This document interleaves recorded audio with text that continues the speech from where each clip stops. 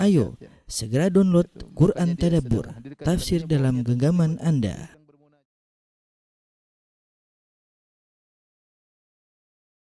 Bismillahirrahmanirrahim. Assalamualaikum warahmatullahi wabarakatuh. Alhamdulillahi ala ihsanih wa syukru lahu ala taufiqihi wa amtinanih wa asyhadu an la ilaha illallah wahdahu la syarika lahu ta'ziman li sya'ni wa asyhadu anna Muhammadan abduhu wa rasuluhu da'ila ridwani. Allahumma shalli alaihi wa ala alihi wa ashabihi wa ikhwani. Para ibu-ibu yang dirahmati Allah Subhanahu wa taala, kajian Sisesa yang dimuliakan oleh Allah Subhanahu wa taala. Pada kesempatan kali ini kita akan bahas satu topik yang penting yang lumayan tersebar di tanah air kita ya. Yaitu perkara sihir ya, perkara sihir. Terlebih lagi di tanah air kita banyak sekali dukun ya. Bahkan mungkin setiap kota ada dukunnya ya. Bahkan saya kemarin baru dapat juga pelayanan dukun online ya, dikirim oleh kawan-kawan yang ingin mendapat pelayanan dukun online, silakan telepon sini, telepon sana, disebarkan ya. Jadi bukan cuma ada pengajian-pengajian disebarkan, bahkan pelayanan-pelayanan praktek-praktek perdukunan juga disebarkan di tanah air kita. Dan di tanah air kita suatu perkara yang sangat biasa kita dengar tentang santet, tentang sihir. Ada sebagian orang meninggal karena disihir ya. Sebagian orang tidak bisa berhubungan dengan istrinya karena tersihir ya. Sebagian orang usahanya tidak bisa berjalan karena disihir. Dan ini bukan hal yang kita dengar dari orang lain, kita dengar langsung dari orang yang mengalaminya ya. Saya dengar langsung dari orang yang mengalaminya ya. Seperti ada kawan saya dulu, bagaimana dia setelah menikah dia tidak bisa berhubungan dengan istrinya. Dan itu adalah salah satu bentuk sihir. Ar-rabat, kalau dalam bahasa disebut rabat, itu dia tidak mampu untuk menggauli istrinya. Ya, sudah berusaha tidak mau menggauli. Kenapa? Istrinya disihir atau dia yang disihir. Sehingga tidak bisa berhubungan dengan istrinya. Bayangkan bertahun-tahun akhirnya cerai. Akhirnya cerai, dia sayang sama istrinya tapi tidak bisa berbuat apa-apa. Tersihir ya. Bisa jadi ada yang hasad kepada dia atau ada yang cinta kepada istrinya, tidak meraih istrinya sehingga dia menyihir sang wanita ya. Ini terjadi. Kemudian ada kawan saya juga misalnya di suatu kota buka warung ya. Subhanallah, buka warung. Dia cerita langsung kepada saya, buka warung ya. Warung tersebut ya selalu diganggu. Baru masak nasi di rice cooker dibuka langsung basi. Langsung basi. Kemudian mulailah pekerja-pekerjanya kerasukan ini, kerasukan anu ya. Orang kalau lewat depan warungnya tidak kelihatan warungnya, seakan-akan selalu tertutup. Subhanallah, di tanah air kita masih banyak yang seperti itu. Kemarin saya pergi ke suatu kota juga, kita makan di beberapa warung selalu ada raja-raja. Ada raja ya, ada raja di warung tersebut dipasang raja ya. Masih ada pesugihan-pesugihan ya. Ini semua berkaitan dengan sihir dan pernak-perniknya ya. Sihir dan pernak-perniknya. Sampai akhirnya sebagian kawan harus merelakan tidak melanjutkan usahanya. Kenapa diganggu terus? Dia ingin bertahan. Datang kemudian ada pegawainya yang kerasukan, akhirnya dia baca Quran supaya sembuh. Tapi sampai kapan dia begitu? Letih dan capek ya. Sementara jin-jin terus menyerang, sihir-sihir terus menyerang, akhirnya buyar, tidak melanjutkan pekerjaannya ya. Ini masih mending, yang lebih parah sampai pada tingkatan mati. Sampai tingkatan mati ya. Sebelum saya pernah ketemu seorang tersihir. Dia kalau berdiri begini dia sehat, tapi kalau dia duduk sedikit seakan-akan ada jarum yang menusuk. Ya, akhirnya meninggal dunia. Betapa kejam para penyihir. Oleh karena dalam Islam penyihir itu hukumnya dibunuh. Ya, haddus sahir darbatun bisayf.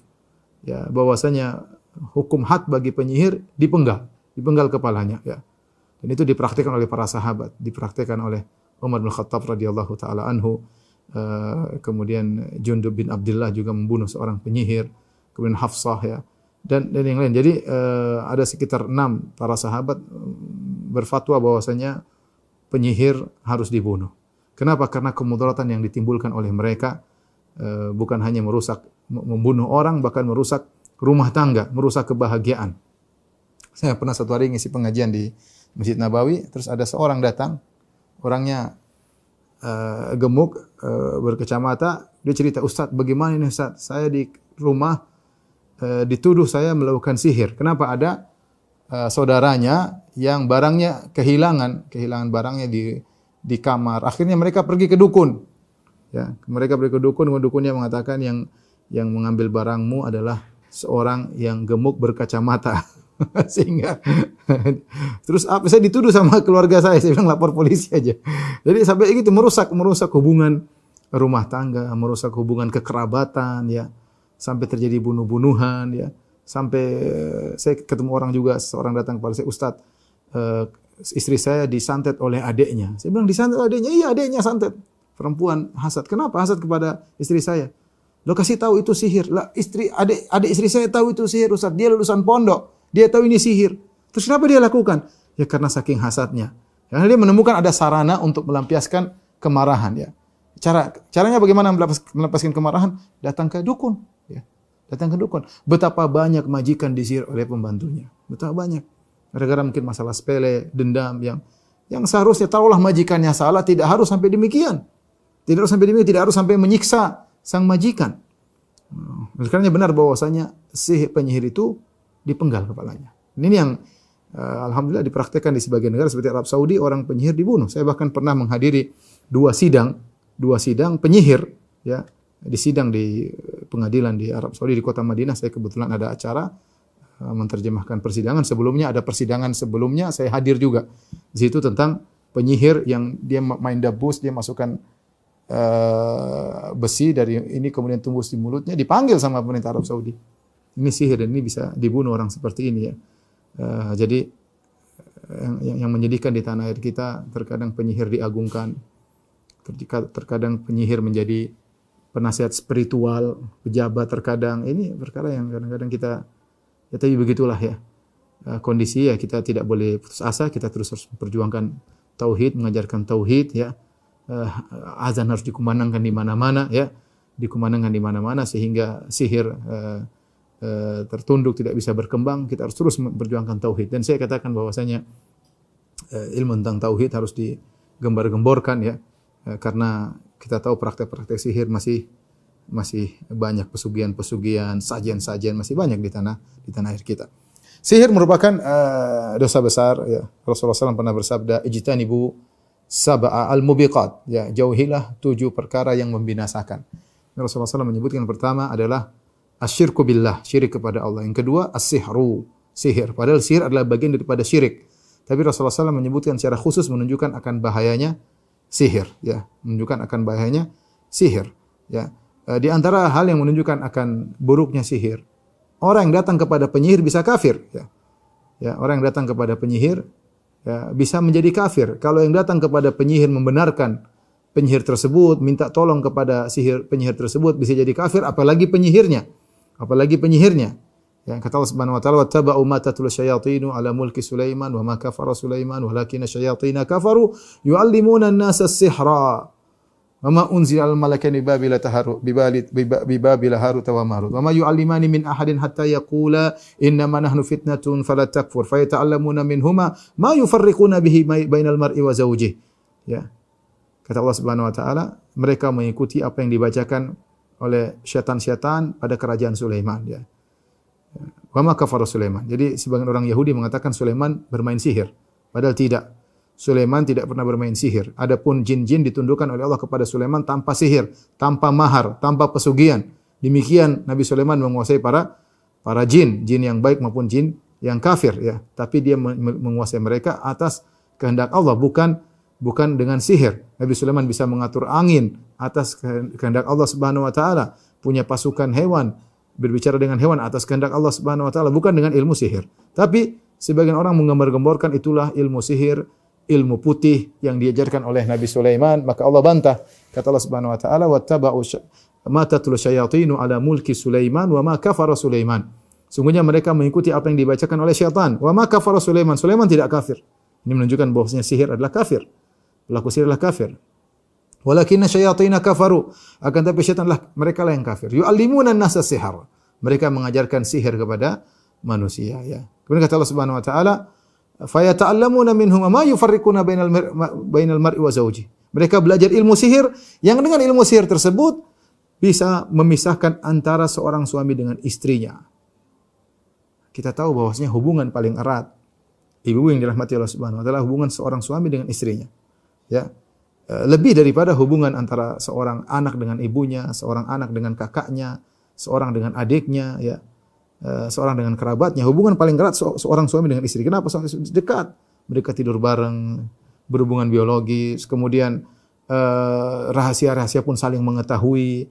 Seorang tidak sedemikian terbuka dengan ibunya, tidak sedemikian terbuka dengan kakak dan adiknya, tapi dia akan terbuka dengan pasangan hidupnya. Sehingga hubungan sangat erat, tapi ternyata sihir mampu memisahkan antara seorang laki dengan istrinya.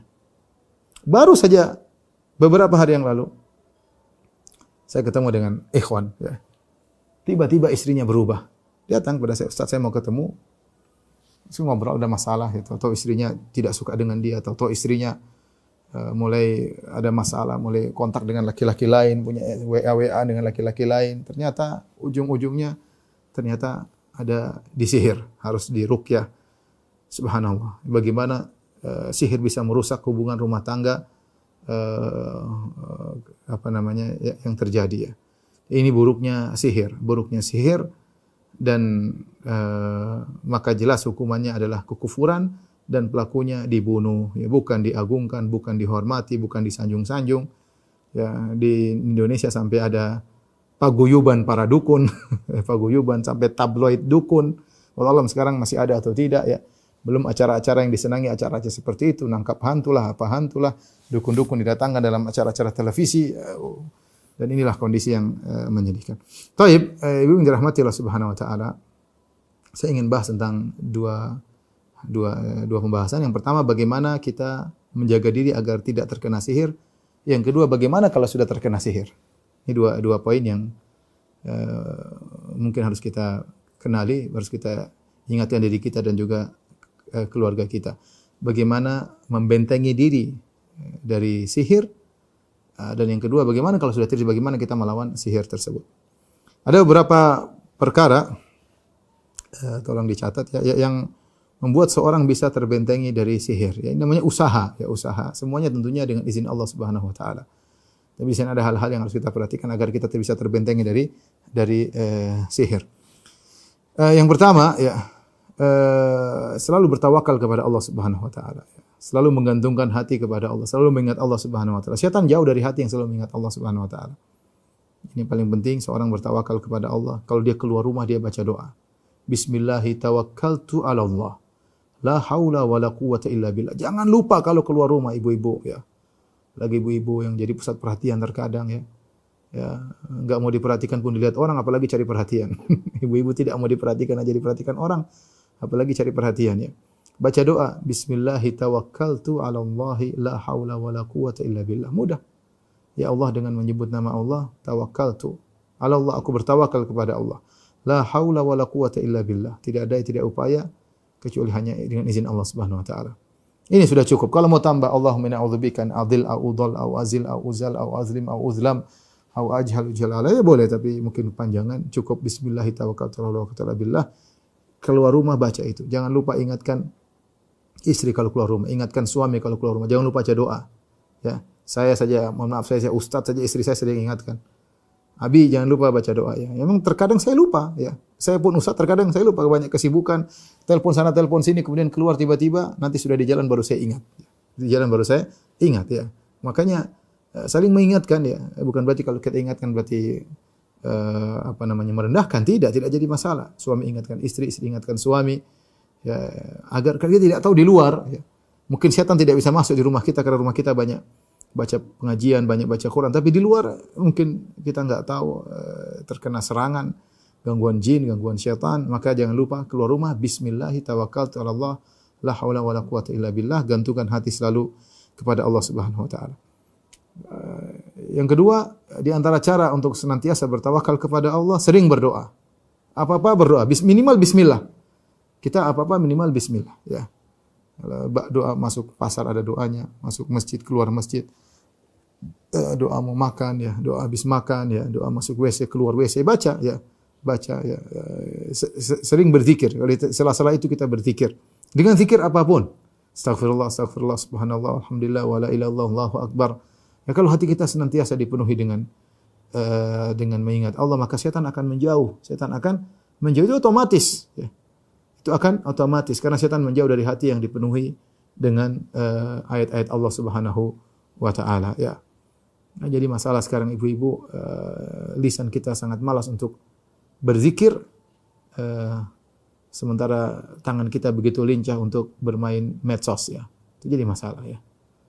Mata kita terfokus tertuju melihat hal-hal yang mungkin dilarang oleh Allah Subhanahu wa taala. Telinga kita siap untuk mendengar berbagai macam ghibah dan namimah. Mulut kita siap untuk berkomentar terhadap hal yang tidak bermanfaat. Hati kita terjauhkan dari mengingat Allah Subhanahu wa taala. Ya, baca Al-Qur'an begitu malas, baru 1 halaman, 2 halaman tiba-tiba ngantuk, menyerang. Ya, berbagai macam alasan. Baca 1 halaman, baru 1 halaman tahu-tahu telepon WhatsApp berdering sehingga kita akhirnya menutup Al-Qur'an, kita ngangkat telepon, kita tidak balik lagi kepada Al-Qur'an. Ini itu terjadi. Kita bicara jujur saja ya. Ya, maka hanya Allah yang bisa menjaga kita ya. Kita jauh dari Allah Subhanahu wa taala, jauh dari mengingat Allah Subhanahu wa taala. Maka kita berusaha memperbaiki diri kita dengan banyak mengingat Allah. Jangan lupa banyak baca Al-Quran, beristighfar, bertasbih. Semua macam-macam zikir itu menguatkan hati kita agar terhindar dari serangan syaitan. Kemudian yang sangat penting di antaranya jauhi maksiat, jauhi maksiat. Beberapa kasus saya zaman dulu waktu saya masih pondok, kita tanya orang yang terkena kemasukan jin, dia terkena kemasukan jin. Di antaranya ketika sedang bersyahwat tinggi, ya, bersyahwat tinggi mungkin melihat yang haram, mudah diserang jin. Jadi orang biasanya terlalu sedih, hatinya lagi kosong, jin mudah masuk, sihir mudah mengena. Atau dia sedang syahwat tinggi yang haram, ya, melihat sesuatu yang haram atau menonton sesuatu yang haram, ya, atau dia di puncak kemarahan, tidak bisa mengontrol dirinya, maka setan mudah masuk ke dalam dirinya. Maka seorang menghindari dari itu semua. Terutama seruling syaitan, jauhi. Itu musik-musik ya. Jangan suka mendengar musik-musik. Jangan suka mendengar musik-musik ya. Karena hal itu memudahkan syaitan untuk datang masuk ke dalam diri kita dan mudah terkena serangan sihir ya. Kemudian di antaranya ya, baca surat Al-Baqarah di rumah. Baca surat Al-Baqarah di rumah. Surat Al-Baqarah adalah surat yang spesial dari sekian 30 juz di Al-Quran. Semua surat secara umum bermanfaat.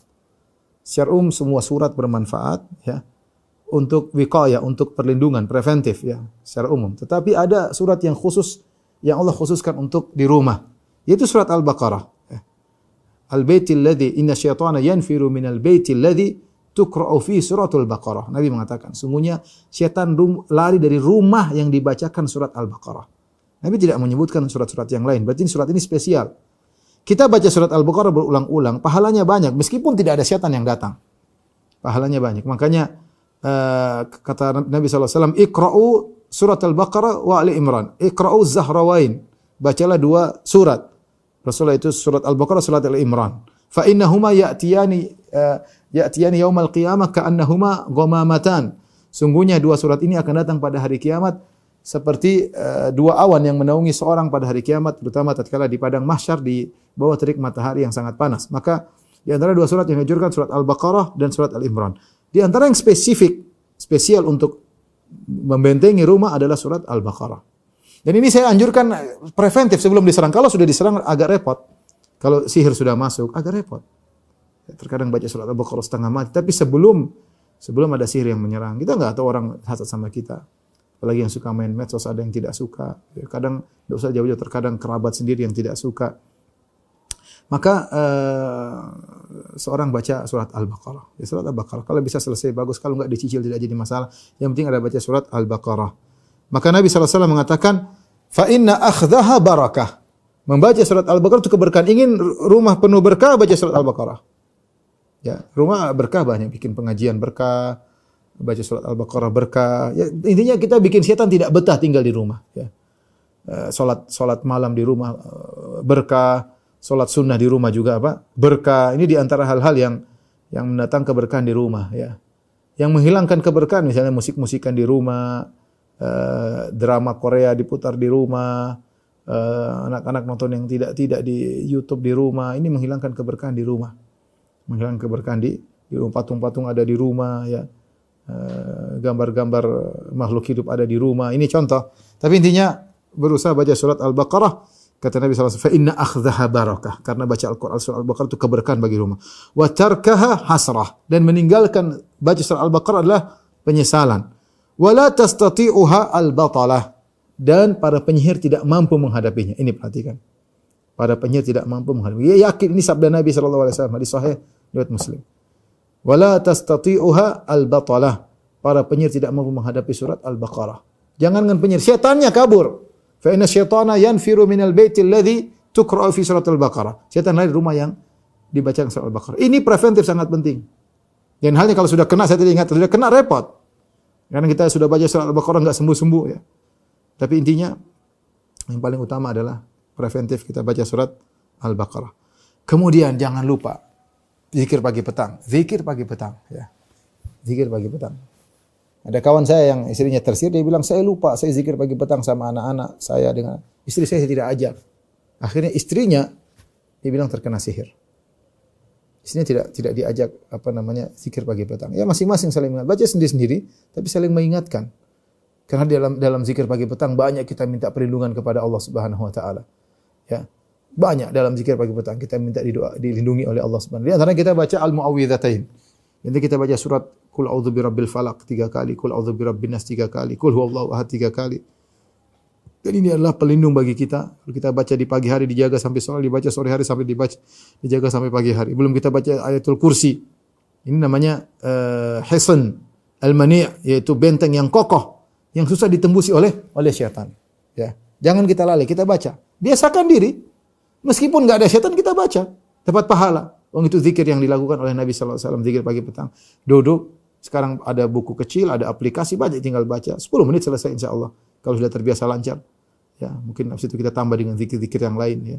Istighfar kemudian subhanallah bihamdi subhanallah azim, terserah.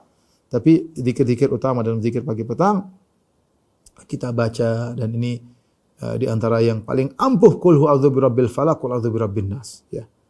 Ini di antara yang paling ampuh. Sampai ta'awudz bihima, kata Nabi sallallahu alaihi wasallam, berta'awudz, berlindunglah dengan kedua surat ini, qul a'udzu birabbil falaq, qul a'udzu birabbin nas, fama ta'awwadza muta'awwidzun bimithlihima. Tidak ada yang berlindung seperti berlindung dengan dua surat ini ya. Jadi seorang melindungi dirinya ya, baca surat-surat tersebut ya, agar terhindar daripada sihir. Kemudian jangan lupa, kita kemana saja jangan lupa baca a'udzu bikalimatillahi tammati min syarri ma khalaq. Ini termasuk zikir petang juga. Tapi kita hafal itu, a'udzu bikalimatillahi tammati min syarri ma khalaq. Karena seorang, kata Nabi sallallahu alaihi wasallam, jika dia singgah suatu tempat, ya maka dia tidak akan diberi mudarat sampai dia meninggalkan tempat tersebut. Kita masuk ke hotel, masuk ke mana, singgah di mana, singgah di losmen, turun dari pesawat menuju suatu tempat, baca a'udzu bikalimatillahi tammati min syarri ma khalaq. Jangan lupa ya. Kita enggak tahu kita lagi tidur diganggu apa, dan ini bukan hanya berlaku kepada sihir saja, tapi apapun gangguan-gangguan akan dilindungi oleh Allah Subhanahu wa taala dari gangguan-gangguan tersebut. A'udzu bikalimatillahi tammati min syarri ma khalaq. Dan jangan lupa baca ayatul kursi, terutama sebelum tidur baca ayatul kursi. Doa-doa tidur sebelum kita baca, dan juga baca ayatul kursi ya. Dan alhamdulillah kita baca 2 qul, 3 qul, ayatul kursi setelah salat juga kita baca, dan ini menambah penjagaan Allah Subhanahu wa taala. Kita dianjurkan baca di pagi dan petang. Di sela-selanya kita baca salat duhur, kita baca juga di salat asar, di salat maghrib, kita baca juga salat isya, baca salat subuh. Ya alhamdulillah Allah terus menjaga, dan ini zikir pagi petang sangat penting untuk kita perhatikan. Kalau ada sempat kita makan sab'ata maratin ajwah. Sab'ata maratin ajwah. Makan 7 butir korma setiap pagi hari. Kita makan ya, dan akan dijaga oleh Allah Subhanahu wa taala. Kata Nabi sallallahu alaihi wasallam, "Man tasabbaha bi sab'ati maratin ajwah, lam yadurruhu dzalikal yaum sammun wala sihran." Barang siapa yang di pagi hari makan 7 korma ajwah, maka pada hari itu dia tidak akan mendapat kemudaratan ya, baik racun ataupun sihir tidak akan bisa mengenainya ya. Ini beberapa hal sebenarnya mudah ya, tinggal kita masalah rutinitas aja, merutinkan ya. Yang penting ibu-ibu ya, jangan lupa baca doa. Keluar rumah jangan lupa baca bismillahirrahmanirrahim, kata Nabi, mudah alhamdulillah. Apa-apa kita mau bikin jangan lupa bismillah minimal. Kata Nabi sallallahu alaihi wasallam, kullu amrin dzibalin la yubda'u bil basmalah fa huwa abtar. Semua perkara yang penting yang tidak dibuka dengan bismillah maka terputus. Maka berusaha kita apa kayak mungkin kita baca doa naik mobil lupa bilang bismillah ya. Paling tidak kita bilang apa? Bismillah. Kalau doanya ada tentunya ya. Doa ini ada, doa ini. Tapi kita enggak tahu, minimal kita bilang apa? Bismillah ya. Kemudian zikir pagi petang, jangan lupa ibu-ibu ya.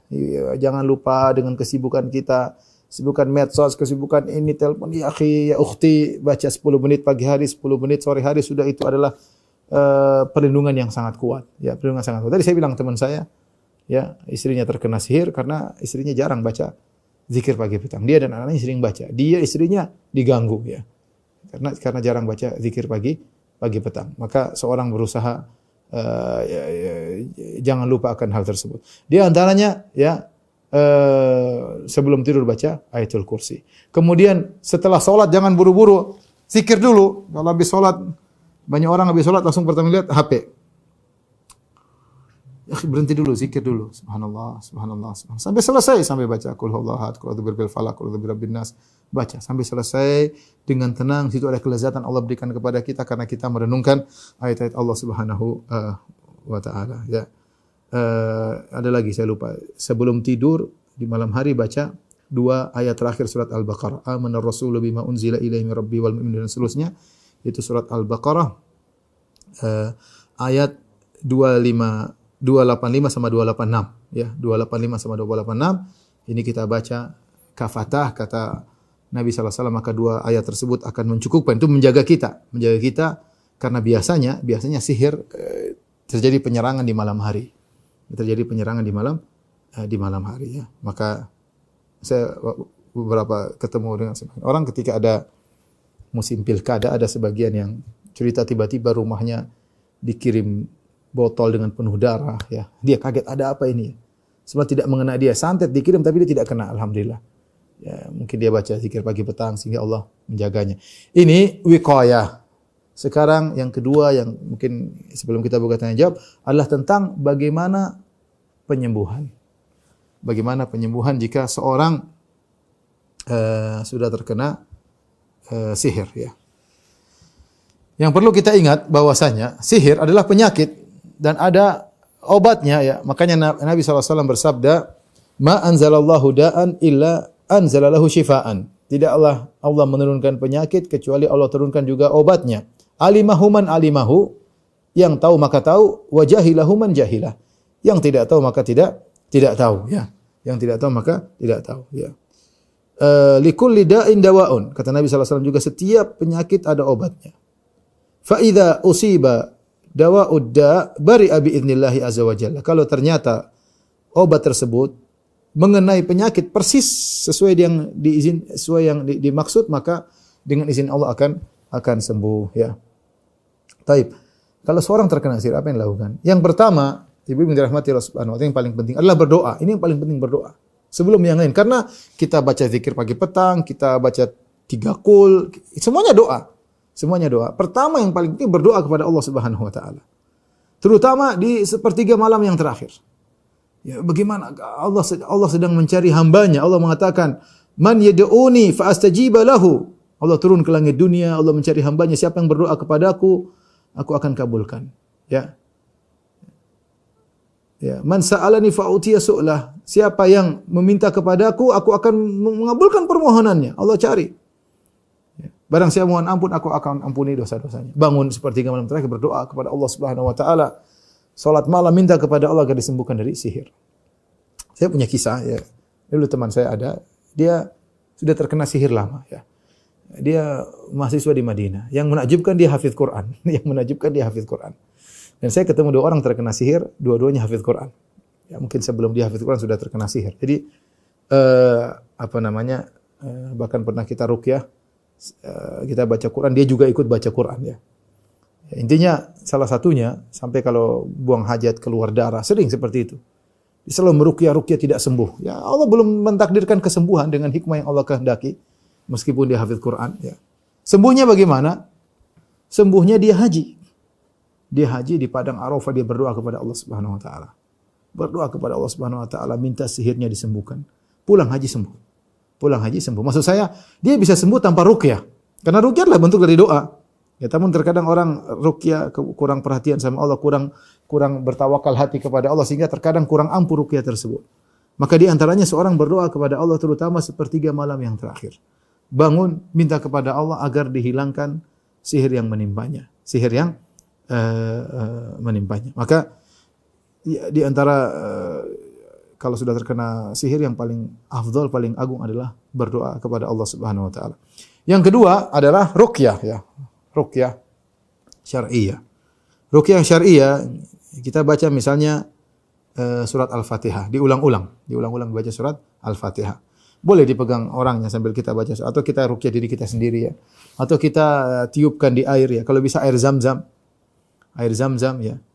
Air Zam-Zam apa namanya? Ma'u Zam-Zam lima syuribalahu, air Zam-Zam tergantung niat untuk apa minum air tersebut. Kalau untuk kesembuhan sihir insyaallah bermanfaat. Kemudian Nabi SAW mengatakan innahu ta'amu tu'min wa shifa'u suqmin.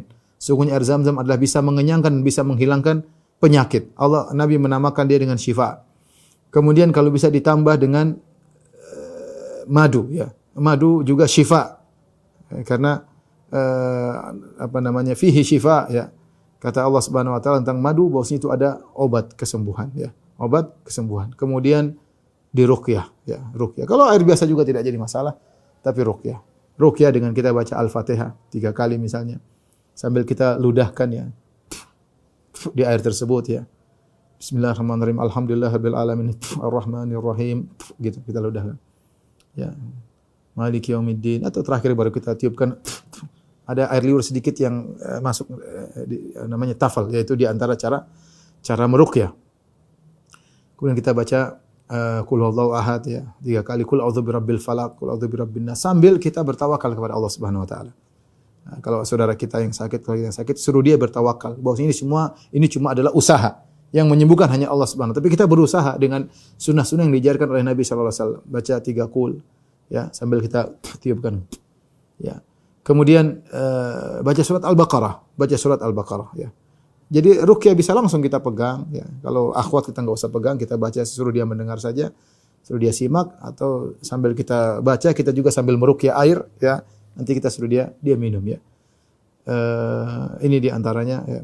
Syekh bin Baz rahimahullahu taala berdasarkan praktek para salaf membolehkan dengan menggunakan sidr. Kalau ada daun sidr 7 lembar kemudian ditumbuk di antara 2 batu, dihancurkan, kemudian dicampur dengan dalam air yang tadi kita bacakan. Dicampurkan dengan air yang kita bacakan disuruh minum ya. Boleh juga dimandikan tapi disuruh minum juga boleh ya. Demikian juga minyak zaitun. Minyak zaitun boleh kita ruqyah kemudian kita oleskan ke seluruh tubuh ya. Ini juga dipraktikkan oleh sebagian kawan-kawan ya, teman-teman saya dari Libya pernah cerita mereka pernah meruqyah. Kata dia Firanda saya pernah ruqyah orang sampai 3 hari enggak berhenti. Jadi gantian, yang ruqyah gantian. Jadi kasih minyak semuanya, tutup biar jinnya enggak bisa keluar. Sampai akhirnya kebakar semuanya, baru 2 hari atau 3 hari baru kemudian sembuh alhamdulillah. Karena orang ini enggak sembuh-sembuh, mereka ruqyah ganti-gantian. Mungkin berhenti, mungkin cuma buat makan, terus ruqyah lagi, ruqyah terus sampai akhirnya sembuh. Ini di antaranya. Kemudian tadi baca Al-Qur'an secara umum dibaca, tapi secara khusus surat Al-Baqarah. Kemudian ya,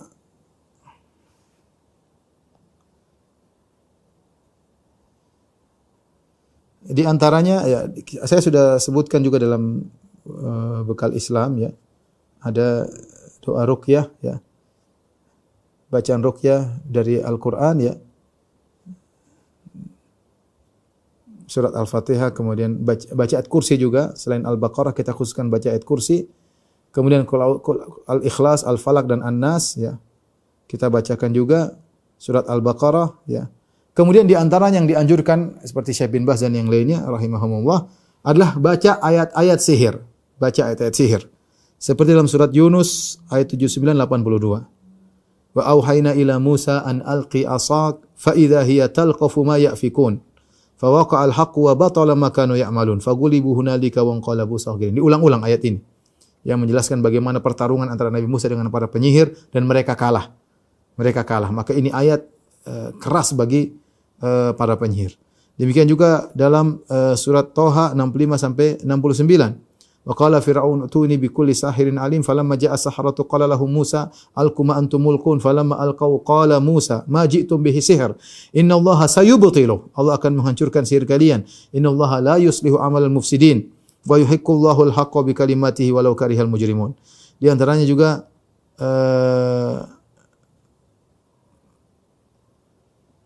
dalam ayat yang lain ya, qalu ya Musa imma an tulqiya wa imma an ini yang surah Toha ya. Qalu ya Musa imma an tulqi wa imma an nakuna awwala man alqa. Qala bal alqu fa idza hibaluhum wa isiyum yukhayyalu ilayhi min sihrihim annaha tas'a fa awjasa fi nafsi khifatan Musa qulna la takhaf innaka antal a'la wa alqi ma fi yaminika talqaf ma sana'u inna ma sana'u kaidu sahir wa la yuflihu sahiru haitsu ata. Ini di antara dalam surat Toha ya. Ini di antara ayat-ayat sihir. Saya ulangi surat Al-A'raf 117 sampai 119, kemudian surat Yunus 79 sampai 82. Kemudian surah Toha 65 sampai 69. Ini antara ayat-ayat yang menjelaskan bercerita tentang bagaimana para penyihir kalah dalam berduel mereka melawan Nabi Musa dan ini keras bagi para penyihir. Dengan baca surat-surat ini yang disebut dengan ruqyah. Jadi saya ulangi Al-Fatihah, Qul huwallahu ahad, Qul a'udzu birabbil falaq, Qul a'udzu birabbin nas, ayat kursi, surat Al-Baqarah sama ayat-ayat sihir. Udah, ini dibaca diulang-ulang. Secara umum Al-Quran semua boleh dibaca, tapi ini ayat-ayat spesial yang dianjurkan oleh para ulama karena terbukti ampuh untuk melawan sihir. Tetapi sebagaimana perkataan Ibnu Qayyim rahimahullahu taala, pengaruh kekuatan ruqyah kembali kepada peruqyah dan kembali kepada orang yang diruqyah. Kembali kepada peruqyah dan orang yang diruqyah. Maka sebelum kita meruqyah, kalau orang itu masih sadar, nasihati. Nasihati ini hanyalah sebab yang menyembuhkan Allah Subhanahu wa taala, tumbuhkan keyakinan bahwasanya Allah bisa menyembuhkan. Inna kaida syaitani kana dha'ifa, sungguhnya tipuan setan sangat lemah. Yakinkan dirinya, timbul keyakinan pada diri kita, timbul keyakinan pada dirinya, maka berdoa, dengan ruqyah mudah-mudahan bisa disembuhkan ya. Demikian juga doa-doa dari hadis, bisa dilihat semuanya dalam bekal Islam ya. Seperti doa yang Nabi bacakan, bismillahi arqika min kulli syai'in yu'dhika min syarri kulli nafsin aw ainin hasid. Allah yashfika bismillahi arqiq. Ya. Kemudian juga Allahumma rabban nasi adhibil ba'sa ishfihi anta syafi la shifaa illa shifaa'uk shifaan la yughadiru saqama. Ya Allah, penguasa manusia, hilangkan penyakit, sembuhkanlah. Engkau adalah penyembuh. Tidak ada kesembuhan kecuali dari sembuhanmu. Kesembuhan yang menghilangkan seluruh penyakit. Seperti juga bismillah a'udzubillahi wa qudratihi min syarri ma ajidu wa uhadzir. Bismillah dibaca 3 kali, kemudian a'udzubillahi wa qudratihi min syarri ma ajidu wa uhadzir dengan menempelkan di lokasi yang merasa sakit ya 7 kali. A'udzu bikalimatillahi tammati min syarri ma a'udzu bikalimatillahi tamma min kulli syaitanin wa hamma wa min kulli ainin lamma. Ini di antara ruqyah-ruqyah yang bisa dilakukan ya. Kemudian hindari cara-cara ruqyah yang aneh-aneh, kesembuhan dari Allah Subhanahu wa taala. Di antara ruqyah yang aneh-aneh misalnya memanggil jin untuk melakukan general check up ya. Sebagian orang manggil jin. Jin tolong cek ada apa di situ. Enggak usah lah. Kita enggak usah gitu-gitu. Kemudian ketika kita meruqyah atau kita diruqyah, tidak usah terlalu banyak bicara sama jin. Tugas kita menasihati, kalau dia berbicara nasihati, kemudian baca. Minta kesembuhan kepada Allah Subhanahu wa taala dan meyakini bahwasanya ruqyah ini semuanya hanyalah sebab ya. Terkadang berhasil, terkadang tidak berhasil. Sebagaimana kita tahu obat juga sebab. Terkadang orang diobati dengan obat-obat kimia atau herbal sembuh, terkadang tidak sembuh. Tetapi kita berusaha ya. Kalau Allah ternyata mentakdirkan seorang tidak sembuh dari sihir yang dikenainya, mudah-mudahan itu termasuk penggugur dosa-dosanya dan mengangkat derajat di sisi Allah Subhanahu wa taala. Ya, kalau penyakit biasa saja bisa menggugurkan dosa-dosa, mengangkat derajat, apalagi sihir yang terkadang sangat menyakitkan, menghilangkan kebahagiaan orang, maka kalau dia bersabar, niscaya dia akan mendapatkan ganjaran yang tinggi. Demikian saja para ibu yang dirahmati Allah Subhanahu wa taala, pengajian sisa, jamaah pengajian sisa yang dirahmati Allah Subhanahu wa taala. Insyaallah kita bersua di kesempatan yang lain, kurang lebihnya saya mohon maaf. Semoga ibu-ibu sekalian dijaga oleh Allah Subhanahu wa taala dari gangguan syaitan, gangguan para penyihir, demikian juga anak-anak, suami dan semuanya dijaga oleh Allah ya, agar kita mudah beribadah kepada Allah dan bisa berkumpul dengan keluarga di surga kelak. Amin ya rabbal alamin. Subhanakallah bihamdik asyhadu an la ilaha illa anta astaghfiruka wa atubu ilaik. Assalamualaikum warahmatullahi wabarakatuh.